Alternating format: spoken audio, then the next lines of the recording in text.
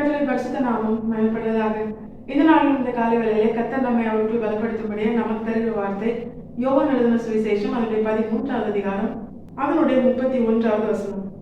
அவன் புறப்பட்டு போன பின்பு இயேசு, இப்பொழுது மனுஷகுமாரன் மகிமைப்படுகிறார், தேவனும் அவரில் மகிமைப்படுகிறார்.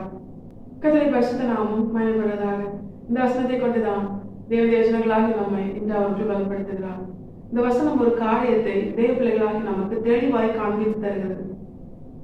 இந்த சம்பவம் நம்ம எல்லாருக்குமே தெரியும். ஆனால் இந்த வார்த்தையை ஆவிக்குரிய அர்த்தமாய் நாம் தியானித்தோமையானால், அவன் புறப்பட்டு போன பின்பு அப்படின்னு சொல்லியிருக்கு. யாரை குறித்து தெரியுமா? யூதாஸ் காரியத்தை குறித்து. ஆண்டவராகிய இயேசு கிறிஸ்துவை காட்டி கொடுக்கும்படியால் பிரதான ஆசாரியர்களிடத்தில் 30 வெள்ளிக்காசை வாங்கி கொண்டு ஆண்டவராகிய இயேசு கிறிஸ்துவனுடைய 12 சீஷர்களோடு கூட பஸ்கா இரவிலே பஸ்காவை ஆசரிக்கும் பொழுது அவன் என்ன பண்றான்? துணிக்கையை வாங்கின பிற்பாடு அவன் புறப்பட்டு செல்கிறான். ஆண்டவராகிய இயேசு கிறிஸ்துவை விட்டு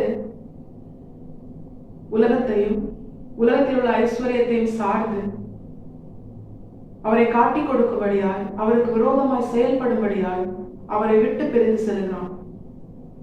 அதன் பிற்பாடு ஆண்டவராகிய இயேசு கிறிஸ்து சொல்றாரு, இப்பொழுது மனுஷகுமாரன் மகிமைப்படுகிறார், பிதாவும் அவரில் மகிமைப்படுகிறார் அப்படின்னு சொல்றார்.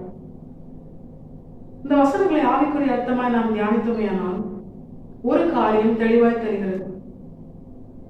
தேவர்களாகி நம்முடைய வாழ்க்கையிலும் ஆண்டவராகிய இயேசு கிறிஸ்து நம்மிலே அவர் மகிமைப்பட வேண்டும், நம்முடைய வாழ்க்கையிலே அவர் மகிமைப்பட வேண்டும்.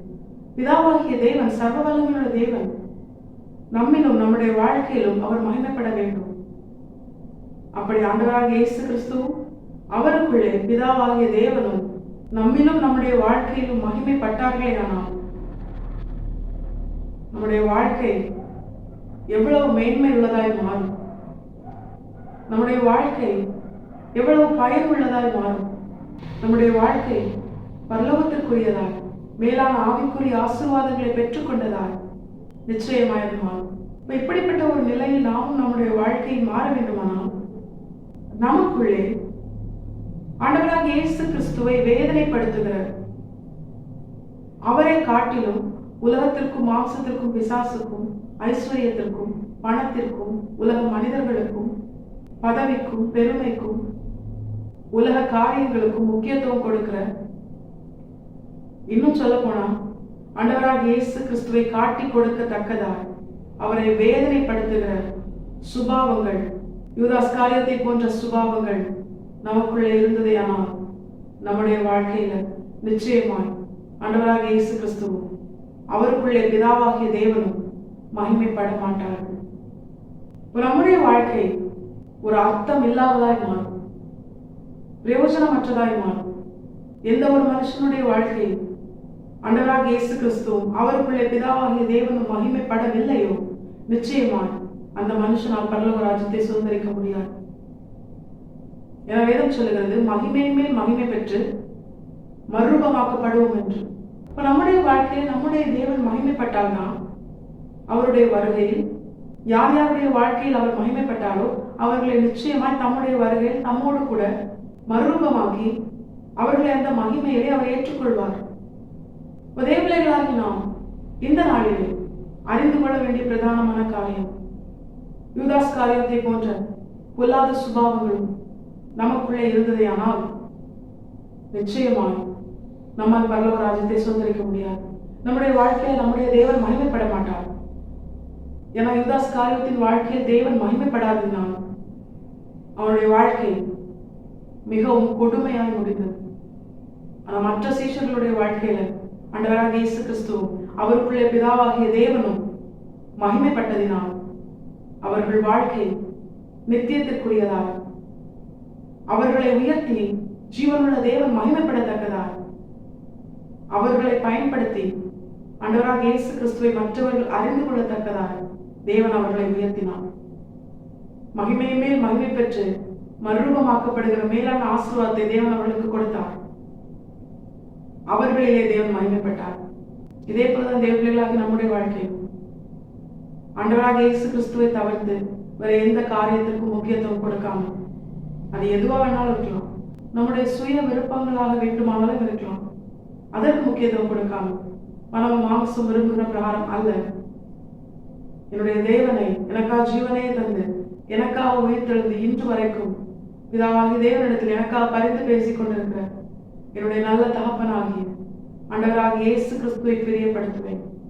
அவருக்கு பிரியமான கிரிகளை நடப்பிப்பேன். அவரை விட்டு விலகிச் செல்லாமல் அவரோடு கூட இணைக்கப்பட்ட திராட்சை கொடியால் மிகுந்த கனிகளை கொடுத்து அவரை திருப்தியாக்குவேன் என்று சொல்லி தேவர்களாகி நாம் அவரை சார்ந்து அவருடைய சித்தம் செய்ய, அவருடைய விருப்பத்திற்கு இணங்கி அவருடைய வார்த்தையின்படி வாழ நாம் நம்முடைய வாழ்க்கையில முழுமையா நம்மை அர்ப்பணிக்கும் பொழுது ஆரம்பத்துல கொஞ்சம் வேதனையா தான் இருக்கும். சீஷர்களுடைய வாழ்க்கையின் துவக்கம், ஊழியத்தின் துவக்கம், அது வேதனையா தான் இருந்தது, அது நெருக்கமா தான் இருந்தது. ஆனா எப்பொழுது அவர்கள் தங்களை முழுமையா அர்ப்பணித்தார்களோ, ஒருமனப்பட்டு கர்த்தருக்காக காத்திருந்தார்களோ, அப்பொழுது தேவ பலனால் அவர்கள் பலப்படுத்தப்பட்டு முடிவு வரை இந்த கர்த்தருக்காக நின்று அவர்களை உயர்த்தி கர்த்தர் மகிமைப்படத்தக்கதால் அவர்கள் வாழ்க்கை மாறினது.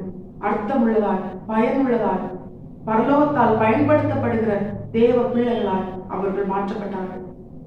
அவர்களிலே சர்வ வல்லமுள்ள தேவன் மகிமைப்பட்டார்.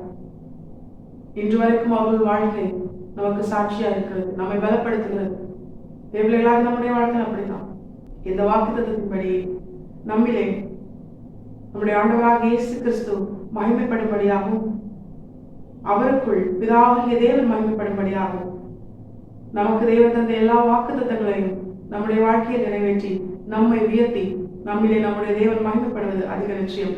மகிமையின் மேல் மகிமை பெற்று மறுரூபமாக்கப்பட்ட தேவ ஜனங்களாய் நித்திய நித்தியமாய் கர்த்தரோடு நித்திய ஜீவனை சுதந்திரிக்கத்தக்கதால் தேவன் தேவர்களாகி நம்மை உயர்த்தி நம்மிலே நம்முடைய தேவன் மகிமைப்படுவது அதிக நிச்சயம். கர்த்தாவின் வசனத்தை கேட்டு நம் அனைவரையும் ஆசீர்வதித்து வழிநடத்துவாராக. கர்த்தரை பரிசுத்த நாமம் மட்டுமே மகிமைப்படுவதாக.